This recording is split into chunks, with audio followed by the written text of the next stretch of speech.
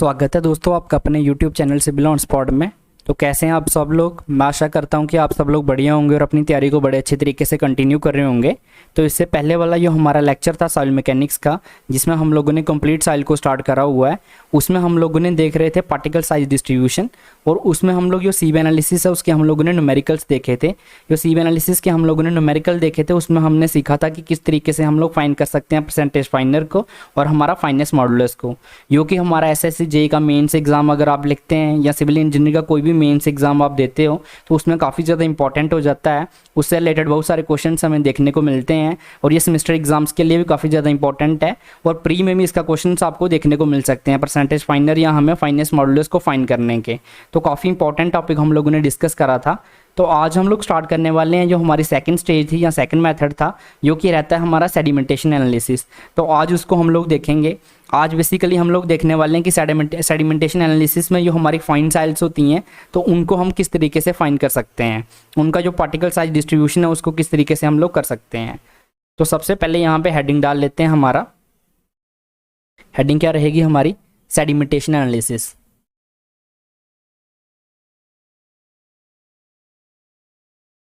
Sedimentation analysis तो बिल्कुल उसी तरीके से पढ़ेंगे जैसे हम लोग पढ़ते हैं। बिल्कुल मैं आपके शॉर्ट नोट्स भी प्रिपेयर करता हुआ चलूँगा, और ये जो चीज़ें आपके लिए इंपॉर्टेंट है हर एक चीज़ को यहाँ पे हम लोग आपके साथ डिस्कस करेंगे। ज़्यादा गहराई में हम लोग नहीं जाएंगे, जैसे कि नोट्स की ब्रीफिंग में वो मैं उस तरीके से आपको नोट्स नहीं बना रहा हूँ। यहाँ पे हम लोग बेसिकली टू द पॉइंट पढ़ रहे हैं, जो आपके एग्जाम्स के लिए काफ़ी ज़्यादा इंपॉर्टेंट है, उसी चीज़ को डिस्कस करते हुए चल रहे हैं। यहाँ पे आपका कोई भी क्वेश्चन जो है आपको एग्जाम्स में आया, PYQ आया हुआ है, तो आप उसको देख सकते हैं। प्रॉपर आपके हर एक क्वेश्चन बनेंगे ये पढ़ने के बाद में। तो सबसे पहले सेडिमेंटेशन एनालिसिस में हम लोगों ने, मैं आपको बताया भी ऑलरेडी, ये चीज़ मैं फिर से आपको बता देता हूँ यहाँ पे कि जो सेडिमेंटेशन एनालिसिस हम लोग पढ़ रहे हैं ये किसके लिए सूटेबल होता है।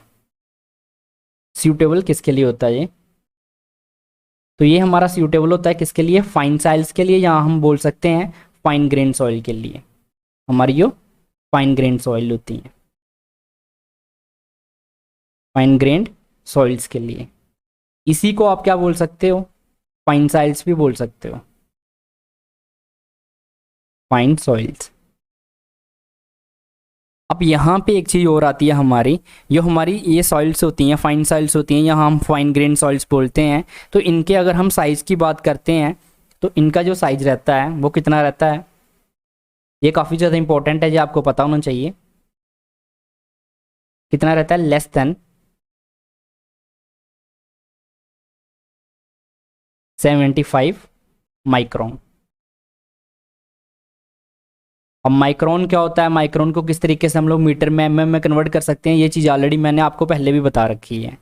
अब इसकी अगर कुछ एग्जांपल्स की बात करें, सेडिमेंटेशन एनालिसिस में अगर आपको पूछा जाता है जो सॉइल्स लेते हैं हम लोग उनकी एग्जांपल्स दो, तो आप क्या बोल सकते हो, क्ले हो गया, सिल्ट हो गया। तो इनके साइज, क्ले का साइज कितना होता है सभी बच्चे मुझे कमेंट्स में बताइए। ऑलरेडी मैंने बता रखा आपको, इसका साइज आपको मुझे कमेंट्स में बताना है, इसका क्ले का और सिल्ट का भी।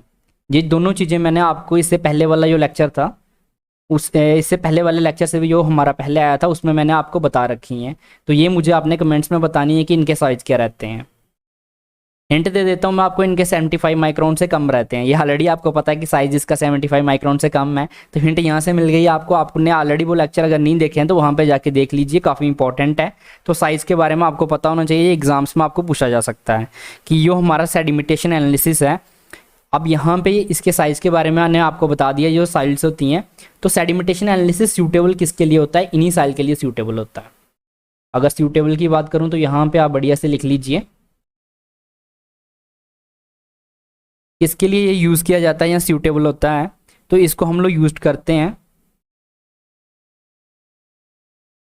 Used for the soil fraction finer then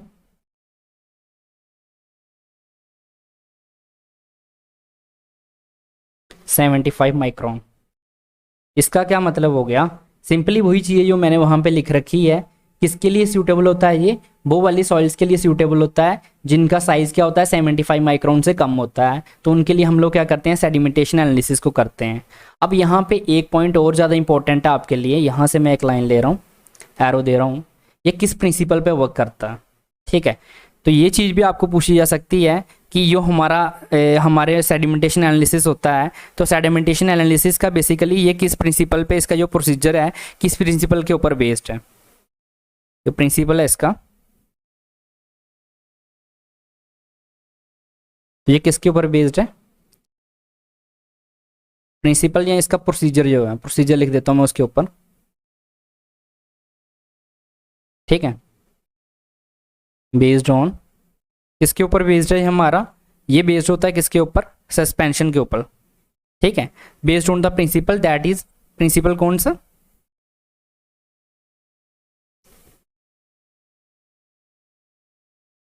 that in ना suspension,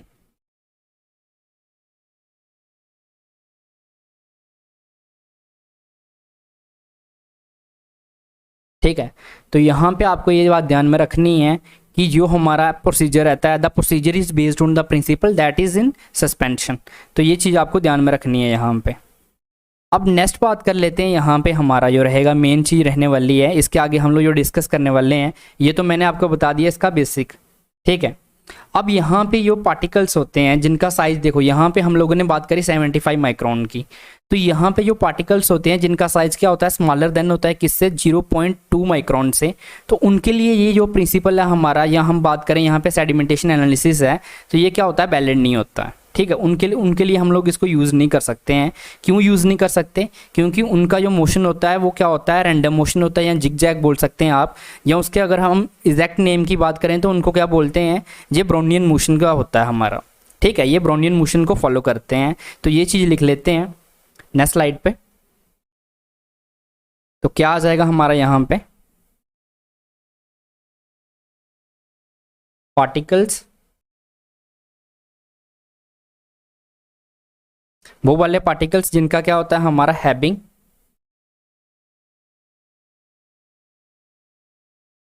size smaller than,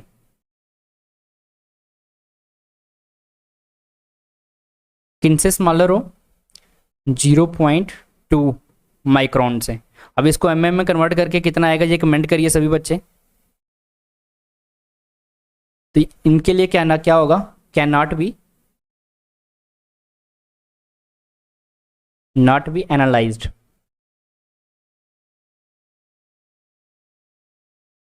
analysed by sedimentation analysis, sedimentation analysis. क्या बोला मैंने, हमने सिंपली ये बोला कि जिन पार्टिकल का साइज 0.2 माइक्रोन से छोटा होगा उनको हम लोग सेडिमेंटेशन एनालिसिस से एनालाइज नहीं कर सकते हैं।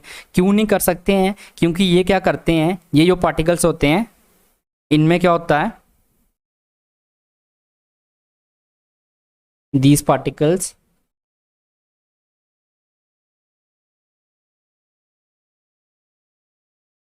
इन पार्टिकल्स में क्या होता है, particles have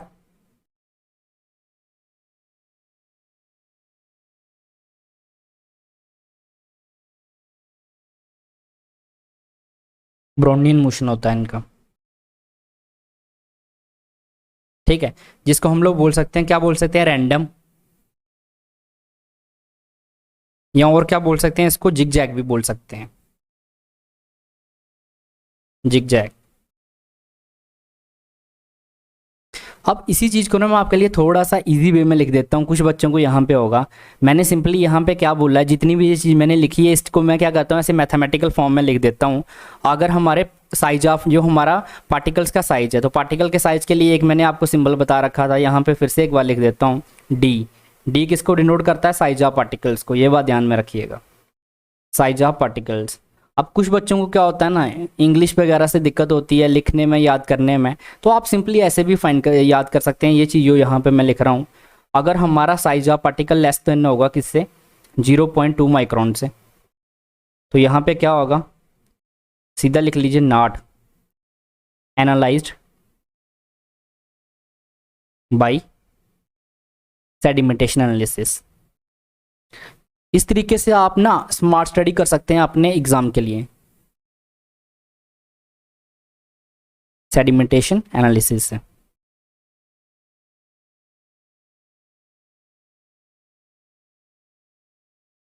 not analyze by sedimentation analysis. उसके बाद में ये क्या करते हैं, फॉलो, यहीं पे इसका सेकंड पॉइंट बन जाएगा। ये क्या करते हैं, फॉलो करते हैं किसको, ये चीज़ मैंने ऊपर लिखी है ब्रोनियन मोशन को।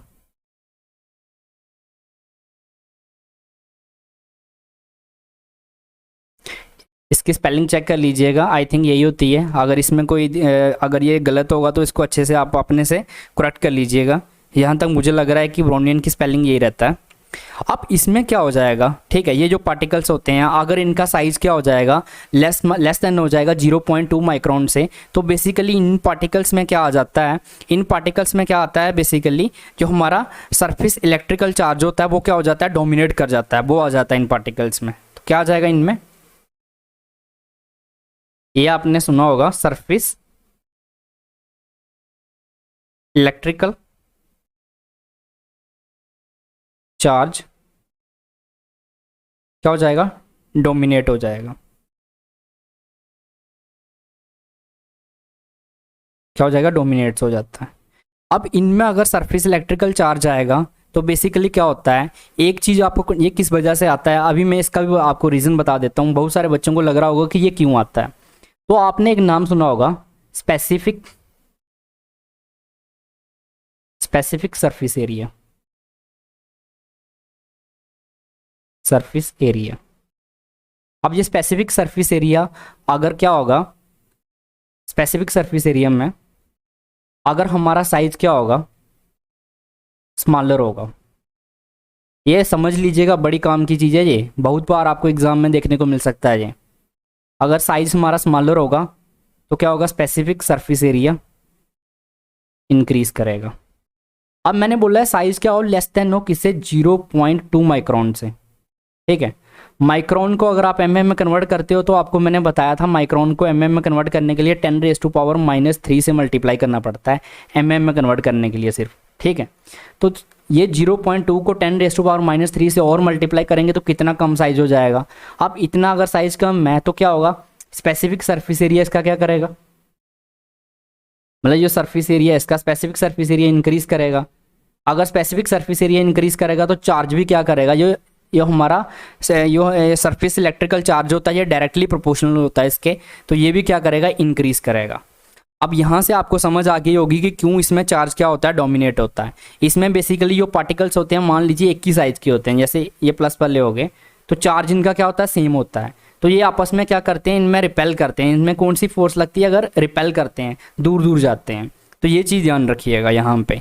ये जो चीज़ इसका बेसिकली था, मैंने आपको ये चीज़ बता दी कि अगर पार्टिकल का साइज़ क्या होगा, 0.2 माइक्रोन से कम होगा तो उन पार्टिकल्स में क्या होगा, सेडिमेंटेशन एनालिसिस हमारा नहीं लगेगा। क्यों नहीं लगेगा, क्योंकि उसमें क्या होता है, हमारा जो सरफेस इलेक्ट्रिकल चार्ज होता है वो डोमिनेट्स कर जाता है। अब सरफेस इलेक्ट्रिकल चार्ज डोमिनेट क्यों करता है, कंसेप्ट आ जाता है स्पेसिफिक सरफेस एरिया का। अगर कोई पार्टिकल का साइज जितना स्मॉलर होगा उसका उतना स्पेसिफिक सरफेस एरिया ज़्यादा होगा, जितना स्पेसिफिक सरफेस एरिया ज़्यादा होगा उतना क्या होगा, उसके ऊपर चार्ज ज़्यादा होगा, ठीक है। तो बेसिकली क्या करते हैं, इनमें सेम चार्ज होता है जो क्या करता है, रिपेल करता है। तो ये चीज़ आप ध्यान में रखेंगे। तो अब इन जो पार्टिकल्स का साइज़ क्या होगा, अब हमारा मेन क्वेश्चन क्या आता है कि अगर पार्टिकल का साइज हमारा, जिन पार्टिकल का साइज 0.2 माइक्रोन से छोटा होगा तो उनका एनालिसिस किस मेथड से होता है। तो ये चीज़ लिख लीजिएगा, नेक्स्ट स्लाइड में लिख रहे हैं यहाँ पे, जिन पार्टिकल का साइज क्या होगा, स्मॉलर होगा, डी जिनके लिए क्या है, लेस देन है 0.2 माइक्रोन को, तो इनके एनालिसिस किससे होता है, एनालिसिस बाई, किससे एनालिसिस कर सकते हैं हम लोग इनका एनालिसिस हम कर सकते हैं एक्सरे से, एक्सरे डिफ्रैक्शन।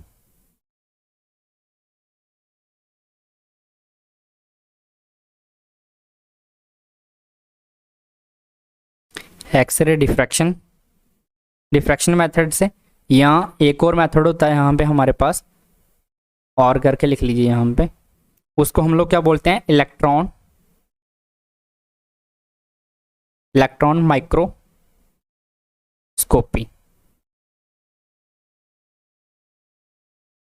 इन मेथड्स को हम लोग यूज़ करते हैं।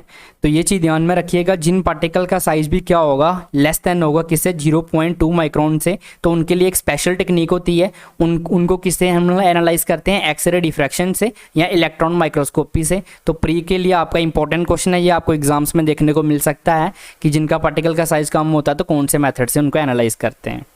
अब जो सेडिमेंटेशन एनालिसिस है ना, ये किसके ऊपर वर्क करता है, तो यहाँ पे लिख लीजिएगा, सेडिमेंटेशन एनालिसिस वर्क्स किसके बेस पे करता है, वर्क्स किस पे बेस्ड पे करता है, ऑन, बहुत ही फेमस लॉ है हमारा, कौन से वाला, स्टोक्स लॉ।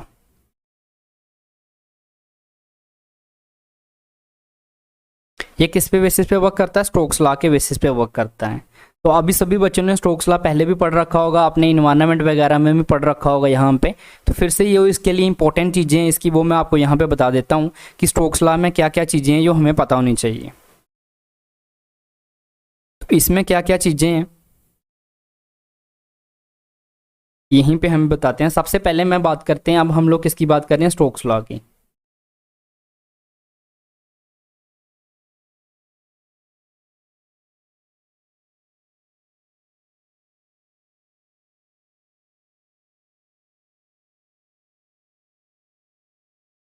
स्टोक्स लॉ,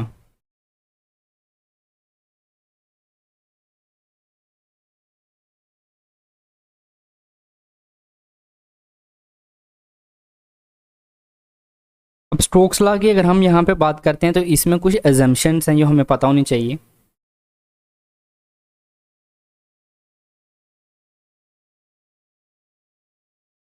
वो अजम्पशंस क्या हैं, तो इसकी अगर फर्स्ट एजम्पशन की बात करते हैं तो स्टोक्स ने क्या बोला, स्टोक्स ने सिंपली ये बोला कि जब हमारे पार्टिकल्स होंगे वो क्या होंगे,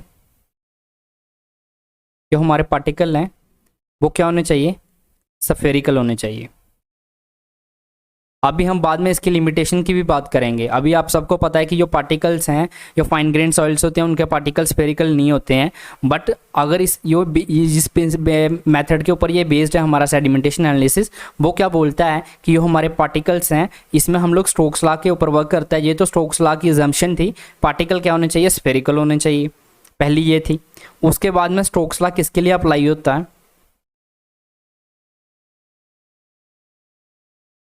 ओनली एप्लीकेबल फॉर, किसके लिए अप्लाई कर सकते हैं इसको, लैमिनार फ्लो के लिए ओनली, लैमिनार फ्लो ओनली। ये चीज़ ध्यान रखिएगा, सिर्फ इसी के लिए। तो Stokes law is applicable only for laminar flow, ये चीज़ भी ध्यान रखिएगा। उसके बाद में मटेरियल क्या होना चाहिए, होमोजीनियस होना चाहिए,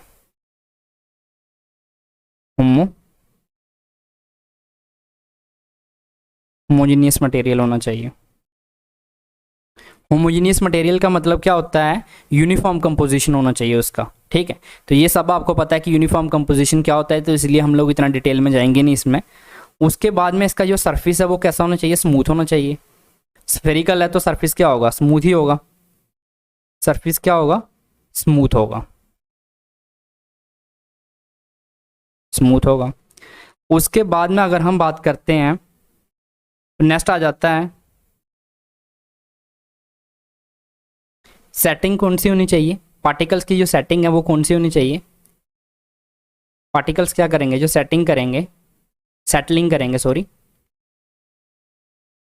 सेटलिंग कैसी होनी चाहिए इनकी, डिस्क्रीट सेटलिंग होनी चाहिए, डिस्क्रीट सेटलिंग। अब ये डिस्क्रीट सेटलिंग क्या होती है, मान लीजिए ये हमारा, इसमें हमारे पार्टिकल को, ये पार्टिकल है, ये पार्टिकल है, इनको सेटल करना है। तो ये सीधा यहाँ पे अगर ये सेटल कर रहा है तो इसके बीच में दूसरे पार्टिकल्स का कोई इंटरफेरेंस नहीं होना चाहिए, ठीक है। अगर ये पार्टिकल सेटल कर रहा है तो डायरेक्ट सेटल करना चाहिए, इसका जो मतलब दूसरे पार्टिकल से ये इंटरफेयर नहीं होना चाहिए। लेकिन आप सबको पता है कि फाइन ग्रेन सॉइल क्या होती है, स्टिकी नेचर की होती है, तो इनमें जो सेटलिंग है वो डिस्क्रीट सेटलिंग नहीं होती है। वो कौन सी होती है? ये हमने इसकी अब एग्जाम्पशन है तो एग्जाम्पशन में मैं आपको बताऊंगा, तो यहाँ पे भी मैं आपको बता देता हूँ वो कौन सी होती है, हमारी फ्लोकुलेंट सेटलिंग होती है।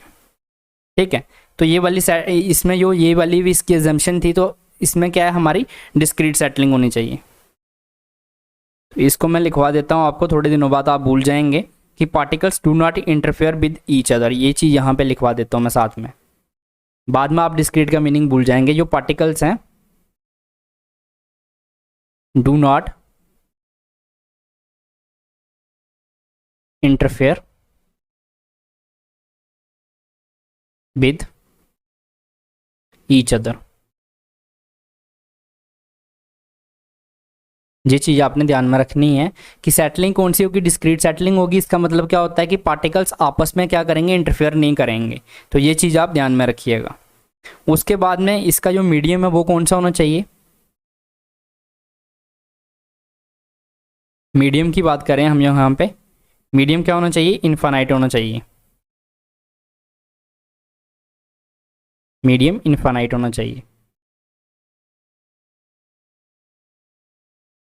और मीडियम इनफाइनाइट का मतलब क्या होता है, जो पार्टिकल साइज है ना वो लेस देन होना चाहिए मीडियम से। यहाँ पे क्या हो रही है, सेटलिंग हो रही है, तो वो जो मीडियम है उसमें जो पार्टिकल का हमारा साइज है तो वो क्या होना चाहिए, लेस देन होना चाहिए मीडियम से। ये चीज़ यहाँ पे ऐसे में लिख भी देता हूँ कि जो पार्टिकल है,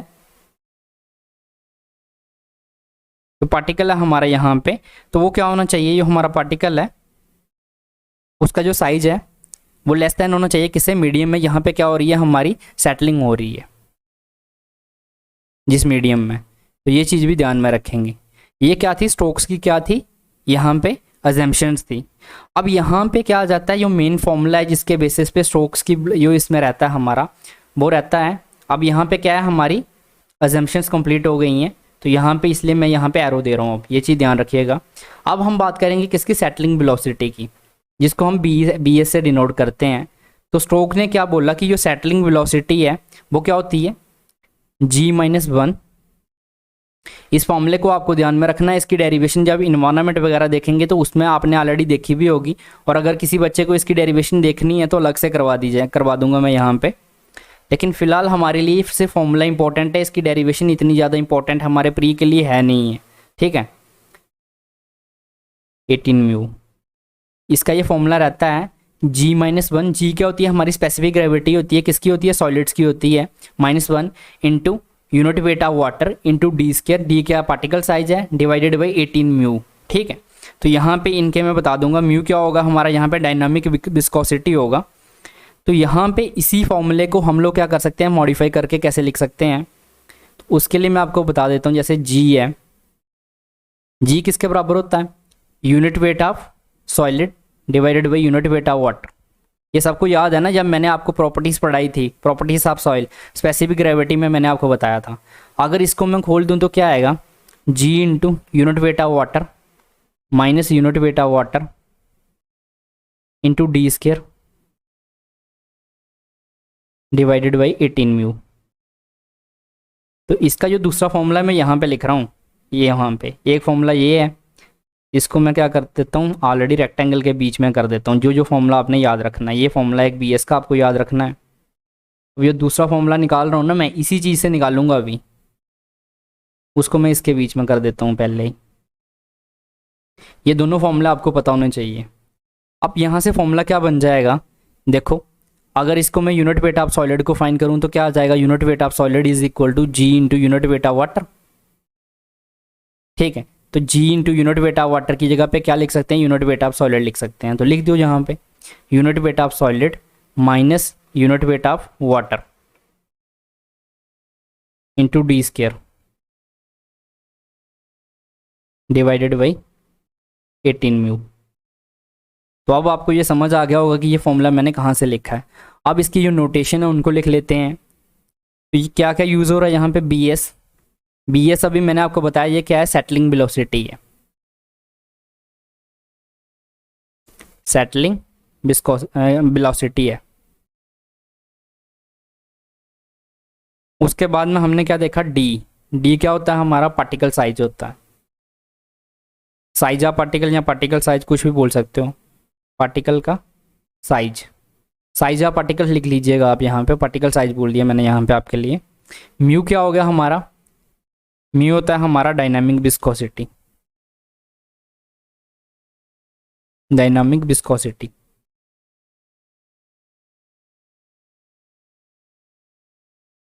उसके बाद में अगर हम बात करते हैं तो गामा एस क्या होता है हमारा, unit weight of solid.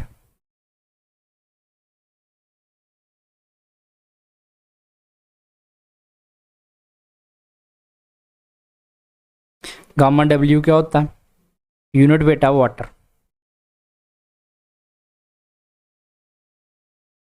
Unit weight of water. तो ये सब आपको ध्यान में रखना है कि जो मैंने आपको ये चीज़ें बताई हैं इनको क्या बोलते हैं, सेटलिंग वेलोसिटी को टर्मिनल वेलोसिटी भी बोल सकते हैं, ये चीज़ ध्यान में रखिएगा। टर्मिनल वेलोसिटी, कई जगह पे आपको इसका नाम क्या देखने को मिलेगा, टर्मिनल वेलोसिटी देखने को मिलेगा, तो कंफ्यूज नहीं करना है। अब अगर आपको ये चीज़ दे दिया यहाँ पे, जी दी दिया, जी की वैल्यू गिवन हो आपको, गामा डब्ल्यू गिवन हो, साइज ऑफ पार्टिकल गिवन हो, डायनामिक विस्कोसिटी गिवन हो, तो आप आराम से क्या फाइंड कर सकते हैं, बी एस फाइंड कर सकते हैं। तो इसके बेसिस पे आपको न्यूमेरिकल्स देखने को मिलेंगे। तो ये चीज़ अब मैं आशा करता हूँ कि आप सभी लोग फाइंड कर लेंगे इस चीज़ को। अब यहाँ पे क्या है, एक क्वेश्चन आपको एग्जाम में देखने को मिलता है। क्या देखने को मिलता है, यहाँ पे लिख रहा हूँ मैं, काफ़ी ज़्यादा इंपॉर्टेंट है, यहाँ पे स्टार लगा रहा हूँ ऑलरेडी मैं, ठीक है।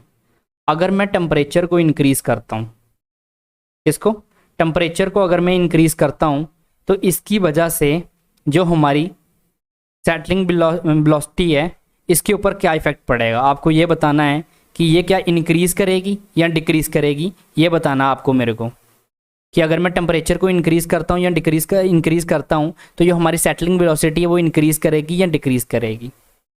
तो इस चीज़ को मैं बता देता हूँ आपको, जिन बच्चों को पता है तो वो कमेंट करिए यहाँ पे और अपना रीज़न भी लिखिए साथ में कि क्यों करती है। तो जिनको नहीं पता है वो देखिए यहाँ पे, अगर हम लोग क्या करते हैं, टेम्परेचर को इंक्रीज़ करते हैं, तो आप सभी को पता है टेम्परेचर को इंक्रीज़ करने से क्या होता है, हमारी जो विस्कोसिटी है वो क्या करती है, डिक्रीज़ करती है। अगर हमारी विस्कोसिटी डिक्रीज़ करेगी तो हमारा जो क्या होगा, सेटलिंग वेलोसिटी है वो क्या करेगी, इंक्रीज़ करेगी। अब कुछ बच्चों को ये भी डाउट आ रहा होगा कि अगर विस्कोसिटी डिक्रीज़ कर रही है तो इसकी वजह से सेटलिंग वेलोसिटी इंक्रीज़ क्यों करेगी। अब देखो यहाँ पे फॉर्मूला क्या है, B S is equal to G minus 1 into unit weight of water into D square divided by 18 mu. यही फॉर्मूला है ना, दोनों फॉर्मूले बता देता हूँ, किसी बच्चे को डाउट नहीं रखना। Unit weight of solid minus unit weight of water into D square divided by 18 mu, यही दोनों फॉर्मूले हैं हमारे पास। अब इन दोनों फॉर्मूलों के बेसिस पे अगर हम लोग यहाँ पे देखते हैं तो यहाँ पे आपको सिंपली मुझे ये बताना है कि यहाँ पे विस्कोसिटी कहाँ पे आ रही है, डिनोमिनेटर में आ रही है। अगर इस चीज़ की वैल्यू को मैं डिक्रीज़ करता हूँ, सिंपली अगर नीचे की वैल्यू बहुत छोटी कर देता हूँ, डिवाइड करने वाली चीज़ को बहुत छोटा कर देता हूँ, तो ये चीज़ क्या होगी, इंक्रीज़ करेगी ना। एग्जाम्पल देखो, एग्जाम्पल मान लो b S is equal to, यहाँ पे क्या लिख रखा है, यहाँ पे पहले लिख रखा था 8/4। अब मैंने क्या करा, इसको छोटा करा, तो B S is equal to 8/2 कर दिया मैंने। अब आंसर देखो, इसका आंसर 2 आएगा, इसका आंसर 4 आएगा।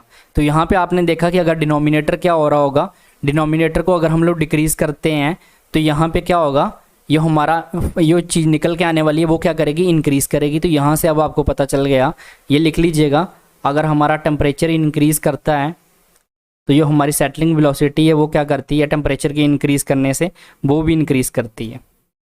तो ये चीज़ आपको ध्यान में रखनी है। अब कुछ चीज़ें जो हैं इसकी लिमिटेशन की बात कर लेते हैं, स्टोक्स लॉ की। तो लिमिटेशन जैसे ऑलरेडी मैंने आपको बता रखा है, तो लिमिटेशन हम लोग क्या करते हैं, नेक्स्ट लेक्चर में डिस्कस करते हैं इसकी सारी लिमिटेशन, उसके बाद में मैं आपको बताऊंगा। और उसके बाद में हम जनरल प्रोसीजर देखेंगे सेडिमेंटेशन एनालिसिस का, जो कि हम लोग पिपेट मेथड और हाइड्रोमीटर मेथड थे उसके ऊपर हम लोग मूव करेंगे। तो वो सब चीज़ें हम लोग नेक्स्ट लेक्चर में देखेंगे।